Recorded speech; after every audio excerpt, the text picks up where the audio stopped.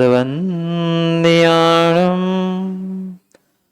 त्रिभुवनहितमधुरविशदवकाणम् अन्तातीतगुणाणं नमो ऋणाणं जितभवाणम्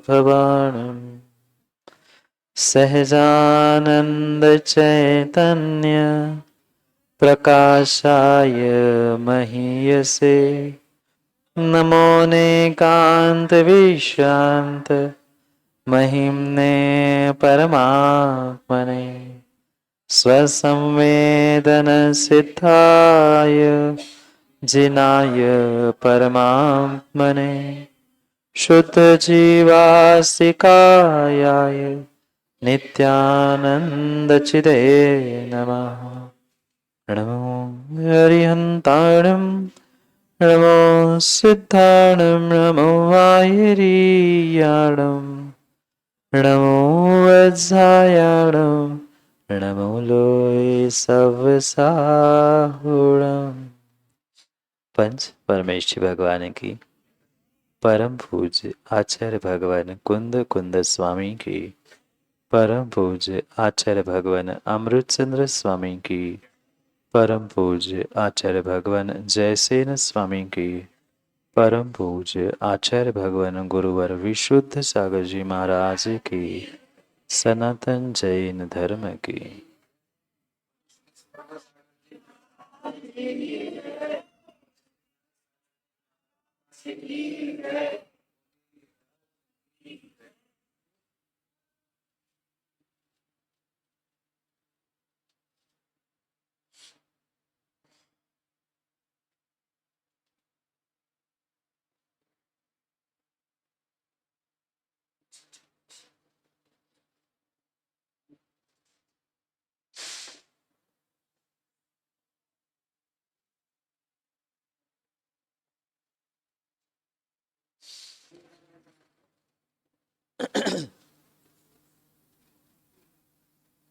अंतिम तीर्थेश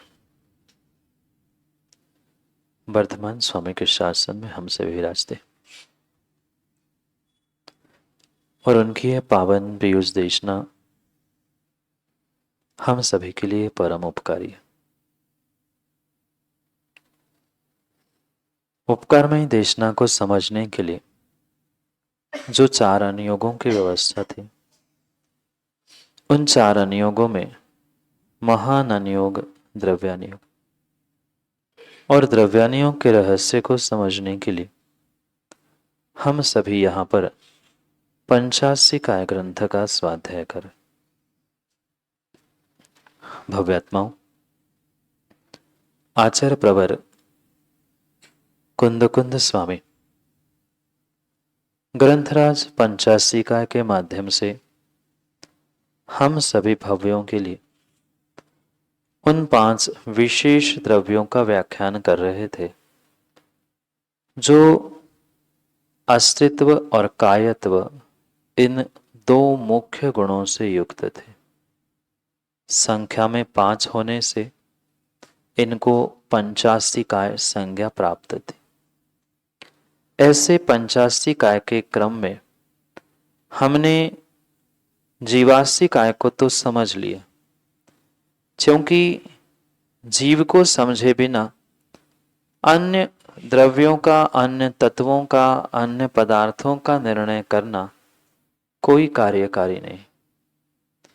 इस पूरे ब्रह्मांड में 3 लोक में, 6 द्रव्यों में, 5 अस्तिकायों में, 9 पदार्थों में, 7 तत्वों में अगर कोई उपादेय भूत है तो वह जीवास्तिकाय है, और परम उपादेय भूत मात्र मेरा निज शुद्ध जीवास्तिकाय ही है।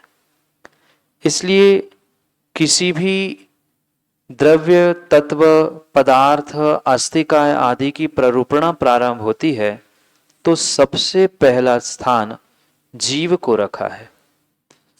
पहले स्थान पर जीव को रखा है। इसका यह प्रमाण है कि प्रत्येक द्रव्य और प्रत्येक उस क्रियाओं में कह दो या क्रम में कह दो, सर्वप्रथम परम परम परम उपादेय भूत जीव ही कार्यकारी है। जीव ही करता है, जीव ही भोगता है, जीव ही प्रभु है, जीव में ही उपयोग है, जीव में ही चेतना है, जीव ही सबका स्वामी है, सबका मुखिया है। इसी कारण से सर्वप्रथम जीव को रखा। पुनः अगर हम संख्या की भी अपेक्षा से समझे तो काल, आकाश, अधर्म और धर्म, इन सभी द्रव्यों की अपेक्षा से जीव और पुद्गल इन दोनों की संख्या अधिक है। जीव अनंत है और उस अनंत के भी अनंत गुणा ऐसे पुद्गल है।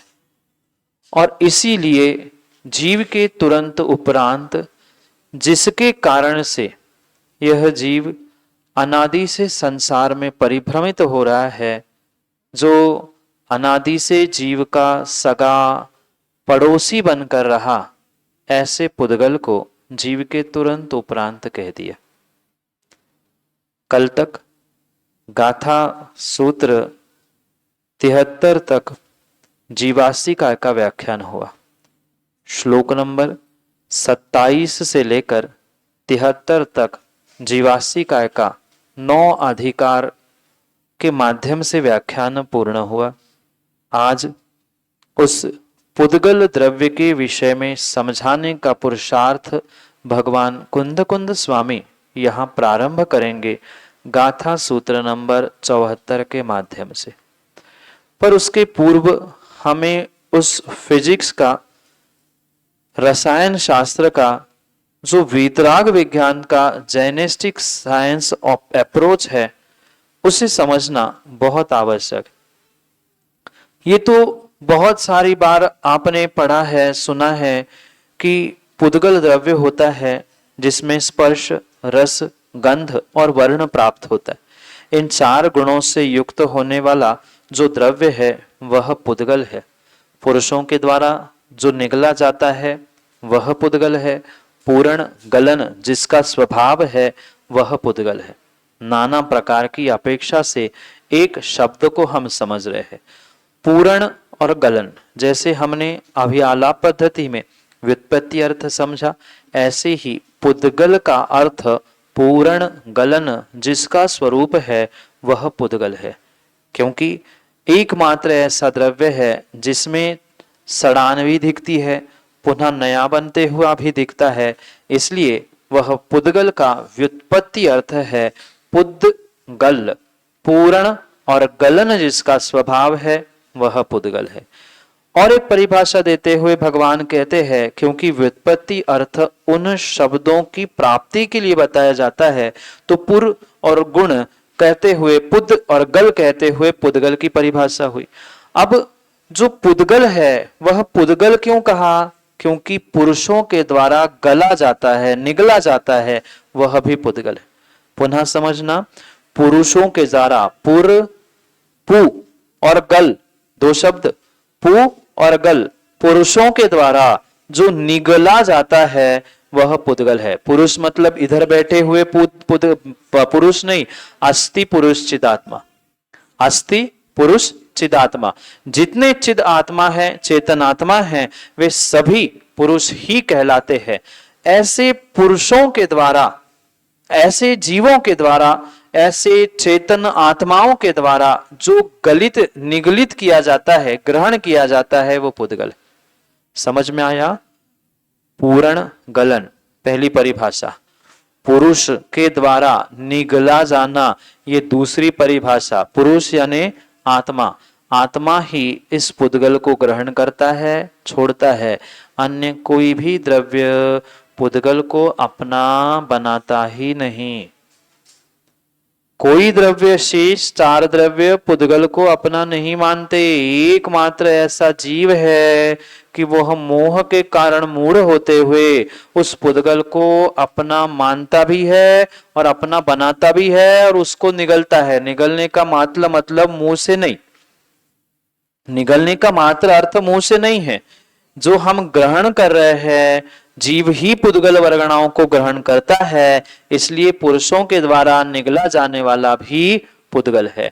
पुरुष आत्मा अन्य किसी भी द्रव्य को निगल नहीं सकता। धर्म, अधर्म, आकाश और काल, इसको वो निगलता नहीं है।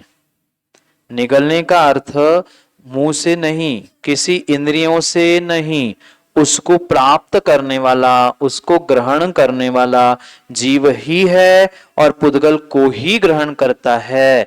इसलिए भी जीव अस्थिकाय के बाद तुरंत पुद्गल अस्थिकाय का वर्णन प्रारंभ किया। बोलो। हाँ, आत्मसात कह दो, एक ही भाव रूप कह दो, जो चाहे शब्दों का अपेक्षा से प्रयोग करो, विषय वही है। बोलो।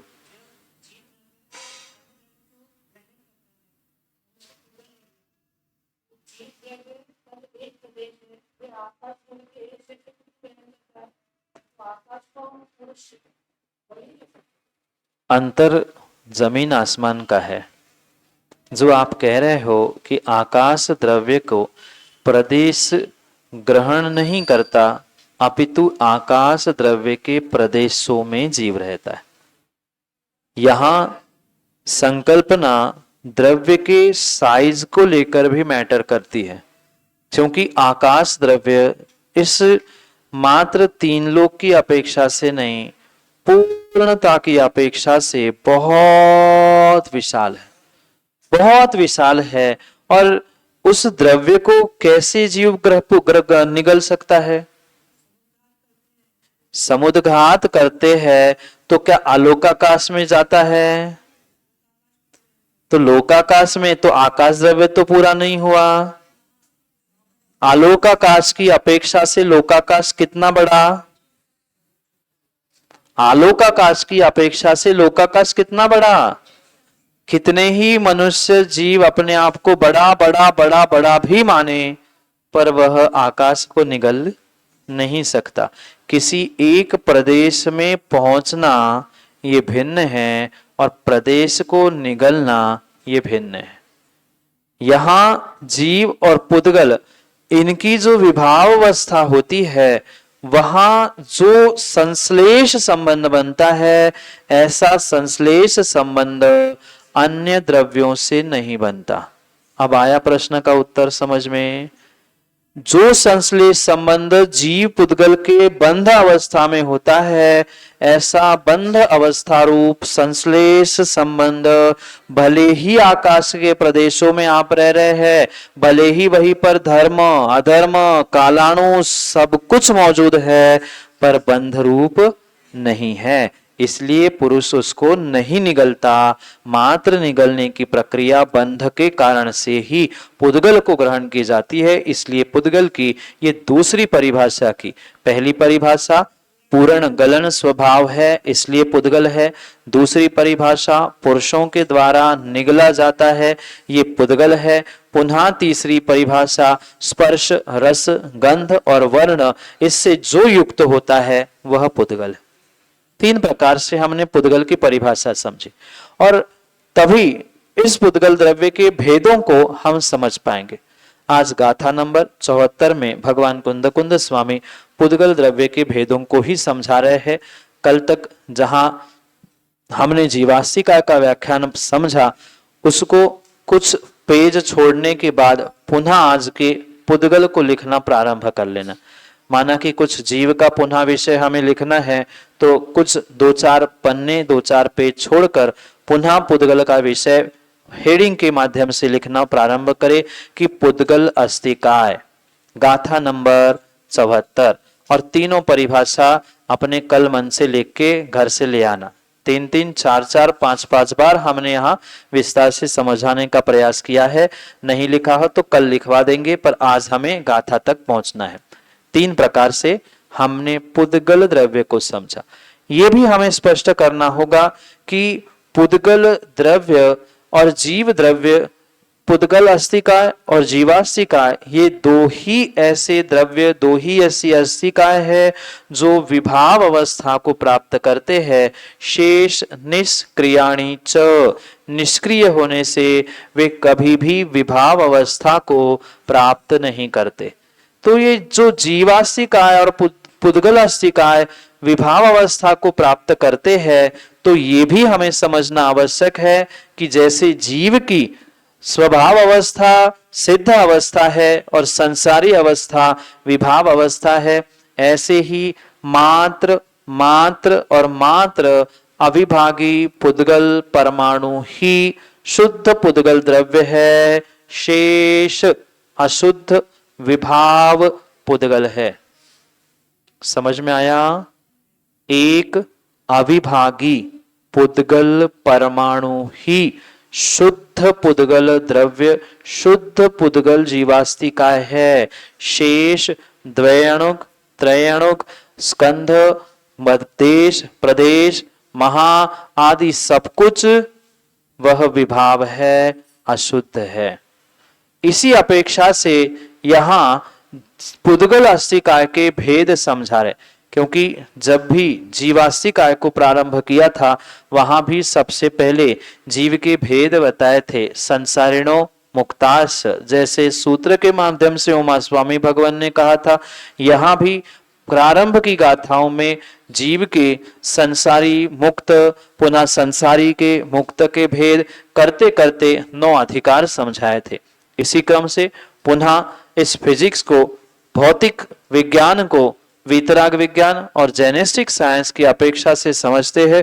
आने वाले दिनों में अद्भुत सिद्धांत जो आज के विज्ञान को, फिजिक्स को, केमिस्ट्री को भी चैलेंज करने वाले हैं, ऐसे बहुत सारे सिद्धांत यहाँ भगवान कुंद कुंद स्वामी प्ररूपित करेंगे, जिनको हम क्रम क्रम से समझेंगे। पर पहले यहाँ उस पुद्गल अस्थिकाय के जो 4 भेद किए हैं, उन 4 भेदों का कथन यहाँ पर हमें समझना है।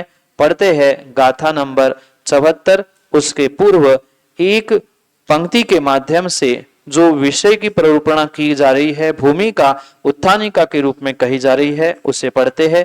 गाथा नंबर 74 के ऊपर एक लाइन आपको प्राप्त होगी, छोटी सी, पढ़ते हैं।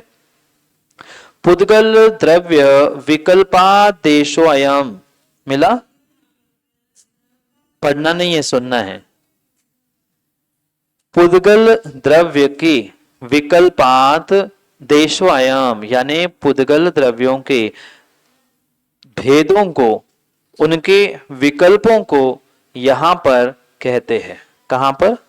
अब आगे कहते हैं अथ पुद्गल द्रव्यास्थिकाय व्याख्यानम, ये भी लिखा मिला होगा, उसके ऊपर लिखा है अथ पुद्गल द्रव्यास्थिकाय व्याख्यानम। अब पुद्गल द्रव्यास्थिकाय का व्याख्यान करते हैं। उसमें भी क्या कहेंगे? तो पुद्गल द्रव्य के, पुद्गल अस्थिकाय के विकल्प रूप जो भेद है, उनको अयम यहां पर कहते हैं। ठीक, अब पढ़ते हैं गाथा। खंदाय खंद देशा खंद पदेशाय होन्ति परिमाणु इति ते चदुवियप्पा पुद्गल काया मुनेयवा। पढ़ो।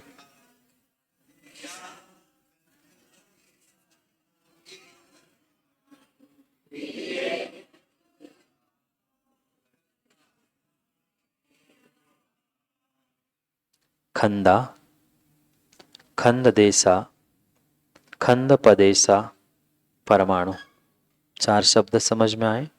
स्कंध, स्कंध देश, स्कंध प्रदेश और परमाणु।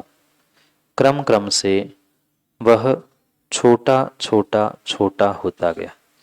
स्कंध, स्कंध देश, स्कंध प्रदेश और परमाणु। एशिया, भारत देश, मध्य प्रदेश, उज्जैन। आया समझ में?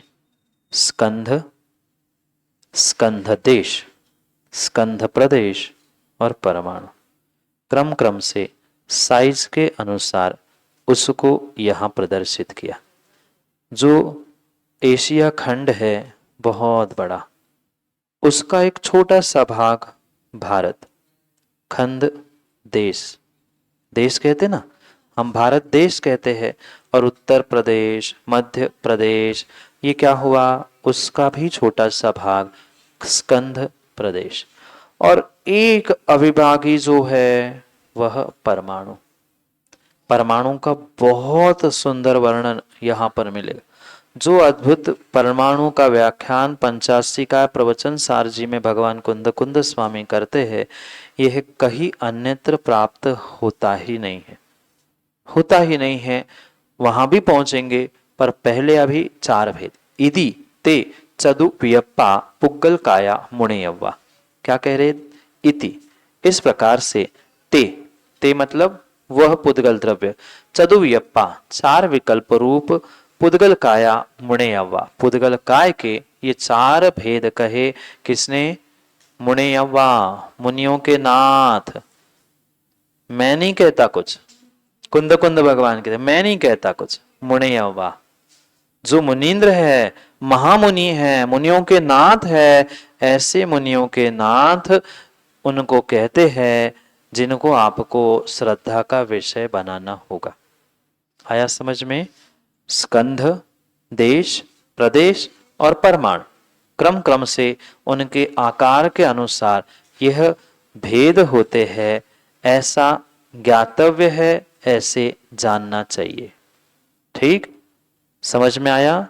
बहुत आसान परिभाषा चार विकल्पों के साथ पुद्गल की यहां पर की। अब समय व्याख्या के माध्यम से हम समझने का प्रयास करते हैं कि अमृतचंद स्वामी किस प्रकार से हमें इस विषय को समझाना चाहते हैं। पढ़ो। पुद्गल द्रव्याणि ही कदाचित स्कंध पर्यायेण, कदाचित स्कंध देश पर्यायेण, कदाचित स्कंध प्रदेश पर्यायेण, कदाचित परमाणुत्वेनात्र तिष्ठन्ति। आया समझ में? पुनः धीरे पढ़ते हैं, फिर तीसरी बार अर्थ करते। पुद्गल द्रव्याणि ही कदाचित स्कंध पर्यायेण, कदाचित स्कंध देश पर्यायेण, कदाचित स्कंध प्रदेश पर्यायेण, कदाचित परमाणुत्वेन अत्र तिष्ठन्ति। मिला? परमाणुत्वेन अत्र तिष्ठन्ति। ठीक है, अब अर्थ करते। पुद्गल द्रव्याणि ही, पुद्गल द्रव्य कदाचित, कदाचित स्कंध पर्यायेन, स्कंध पर्याय से, कदाचित स्कंध देश पर्याय से, कदाचित स्कंध प्रदेश पर्याय से, कदाचित परमाणु रूप, परमाणुत्वेन, परमाणु रूप अत्र, अत्र उज्जैन नहीं, तीन लोक में, यहां पर, यहां यानी तीन लोक में तिष्ठन्ति, तीन लोक में तिष्ठन्ति। नान्या गतिरस्ति न अन्य गति ही अस्ति। पुनः पढ़ूं। नान्या गतिरस्ति न अन्य गति ही अस्ति। इन चार के अलावा पुद्गल की अन्य कोई भी गति नहीं है। मनुष्य तिर्यंच गति, गति नहीं। शब्दानाम अनेक अर्था, एक शब्द के अनेक अर्थ है, इसके अलावा अन्य कोई भी उसकी स्थिति नहीं है। अन्य कोई दुर्गति, सदगति, पंचम गति कुछ नहीं है। चार ही गति, चार ही गति, चार ही स्थिति, चार ही अवस्था। स्कंध, स्कंध देश, स्कंध प्रदेश और परमाणु, इन चार के अलावा अन्य कोई अवस्था पुद्गल की नहीं होती। इति तेषाम चतुर्विकल्पत्वम इति, इति इसलिए तेषाम इस प्रकार से उनके चतुर्विकल्प, चतुर्विकल्पत्व चार भेद होते हैं। चार ही भेद है, अन्य नहीं, अन्यथा नहीं। ठीक, इति इतना ही विषय हुआ। अब तात्पर्य वृत्ति टीका को हम समझते हैं। आपके पास समूह पीठिका है? मैं पढ़ता हूं, आप बता देना है क्या। अथानंतर चिदानंदयिक है, इसको हम बाद में पढ़ेंगे, पर क्योंकि जो विषय चल रहा है उसको पढ़कर फिर पीठिका पढ़ेंगे। ये एक पैराग्राफ मात्र पीठिका है। पीठिका समझते हैं ना, भूमिका। अब इस पुद्गल अस्तिकाय के इस अंतर अधिकार में क्या समझाया जाएगा, इसको यहाँ पर वर्णित किया। इसके बाद एक और पैराग्राफ होगा, पुद्गल द्रव्य विकल्प चतुष्टयम कथ्यते। मिला क्या? पृष्ठ नंबर बताओ दूसरों को। 127 लाइन के नीचे, ऊपर से 4 लाइन छोड़ के। मिला क्या? पुनः पढ़ता हूं, पुद्गल द्रव्य विकल्प चतुष्टयम कथ्यते। मिला?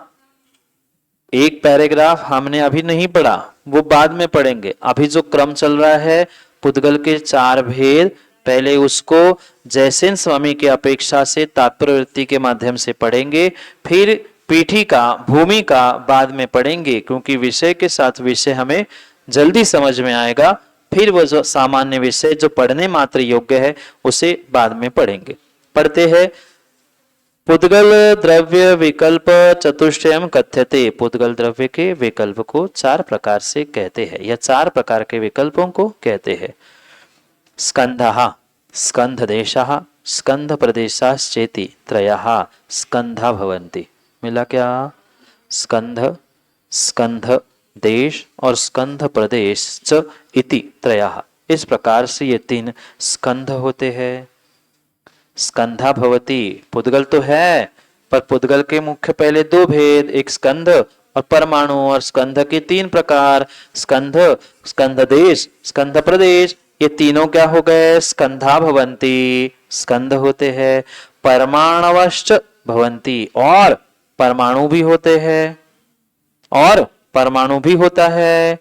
इति स्कंधत्रयम् परमाणवश्चेति भेदेन चतुर्विकल्पास्ते पुद्गलकाया ज्ञातव्या इति। मिला? स्कंधत्रय 3 प्रकार के स्कंध, परमाणु भी इस प्रकार के भेद से 4 विकल्प होने से पुद्गलकाया 4 प्रकार की है, ज्ञातव्या जाननी चाहिए। इति अत्र उपादेय भूतानंत सुख रूपात् शुद्ध जीवास्तिकायाद् विलक्षणत्वाद् हेतत्वमिति मिदमिति भावार्थ। पुनः पढ़ रहा हूं, अत्र उपादेय भूत अनंत। समझ में आ रहा है क्या? अत्र उपादेय भूत अनंत सुख रूप, रूपा, रूपात् शुद्ध, रूपात् शुद्ध, रूपात् शुद्ध जीवास्तिकायात् विलक्षणत्वात् हेयत्वम् इदम इति भावार्था। पुनः पढ़ रहा हूं, धीरे से, पहले संधि का विच्छेद करो तो ही अर्थ समझ में आएगा। अत्र उपादेय भूत अनंत सुख रूपात् शुद्ध जीवास्तिकायात् विलक्षणत्वात् हेयत्वम् इदम इति भावार्था। क्या समझ में आया? 2 लक्षण कहाँ लिखा? द्विलक्षण नहीं है, विलक्षणत्वाद। मैं इसलिए 3 बार पढ़ रहा हूं, पुनः एक बार सुन लो, जाग जाओ। अत्र उपादेय भूत अनंत सुख रूप शुद्ध जीवास्तिकायात्, अदत शुद्ध जीवास्तिकायात् विलक्षणत्वात् हेयत्वात् इदम इति भावार्था। इदम यह पुद्गल, क्या कहा? 2 शब्द समझ में आएगा, उपादेय और हेय। कौन उपादेय? उपादेय अत्र, यहां पर उपादेय कौन है? अनंत सुख रूप जो शुद्ध जीवास्तिका है, यह तो उपादेय है, पर तद विलक्षणम, उससे विलक्षित, उससे विपरीत, हेयत्वम इदम, यह जो पुद्गल है ना, ये उससे विलक्षण है, इसलिए हेयत्व हेय है इति भावार्था। पुद्गल हेय है इति भावार्थ। समझ में आया क्या? अभी तक उपादेय बताया, अत्र उपादेय कौन?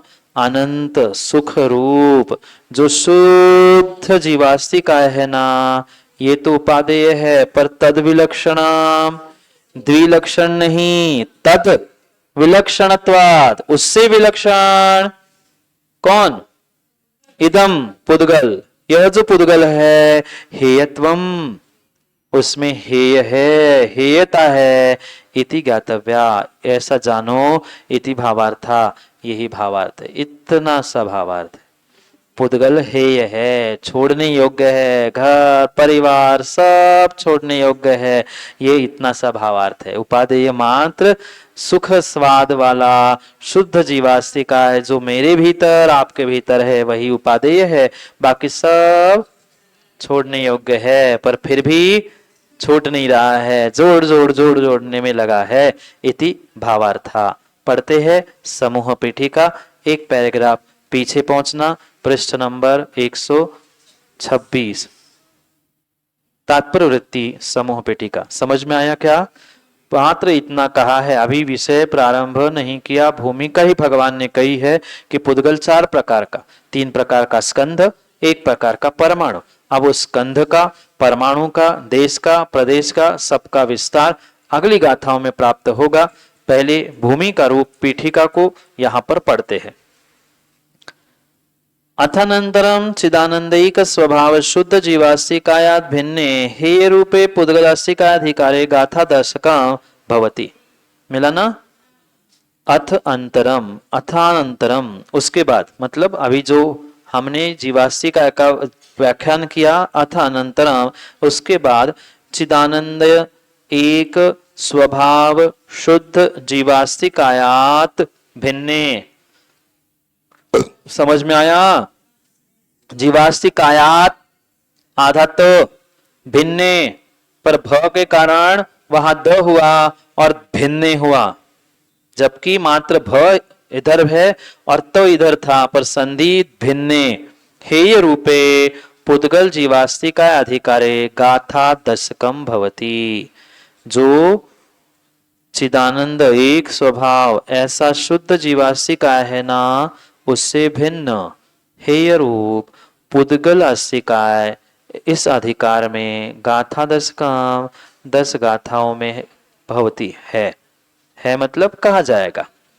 भवती तद्यथा पुद्गल स्कंद व्याख्यान मुख्यत्वेन, उसमें भी वह इस प्रकार है। 10 गाथा कैसी है ये कह रहे।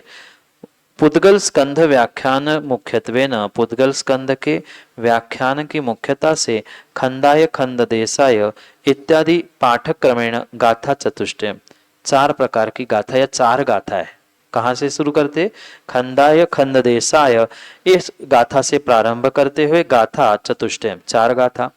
तदनंतरम परमाणु व्याख्यान मुख्यत्वेन द्वितीय स्थले गाथा पंचकम, उसके बाद परमाणु का व्याख्यान करने की मुख्यता से दूसरे स्थल में 5 गाथा। तत्र पंचक मध्ये परमाणु स्वरूप कथनेन सव्येसिम खंडाण मित्यादि गाथा सूत्र में कम।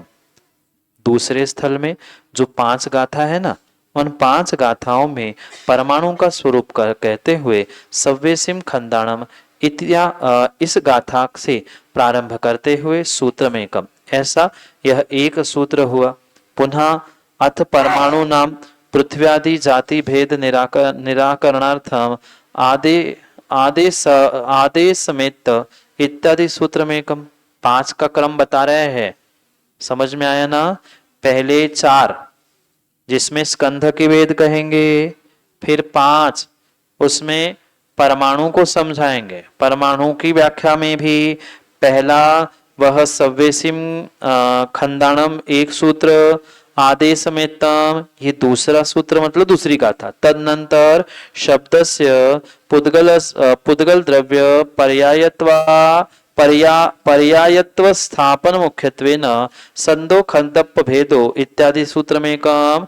पांच गाथा का जो समूह है, पंचक जो है, उसमें तीसरे नंबर का शब्दस्य पुद्गल द्रव्य, शब्द के पुद्गल द्रव्य और पर्याय रूप की मुख्यता से सद्दो खंडप भवो, इस गाथा के माध्यम से एक सूत्र यानी एक गाथा अथ परमाणु द्रव्य प्रधाने धारेण प्रदेशाधारेण समयादि व्यवहार काल मुख्यत्वेन एकत्वादि संख्या के कथनेन निचो नाणव गासो इत्यादि सूत्र में कम चौथी गाथा निचो नाणव गास, इस रूप होने पर वह परमाणु के द्रव्य प्रदेशों के आधार रूप जो समय आदि व्यवहार काल की मुख्यता से उनका एकत्व संख्या आदि का जो कथन है उसको यहाँ पर चौथी गाथा में एक गाथा के माध्यम से कहेंगे। तदनंतर परमाणु द्रव्य रस वर्णादि व्याख्यान मुख्यत्वे न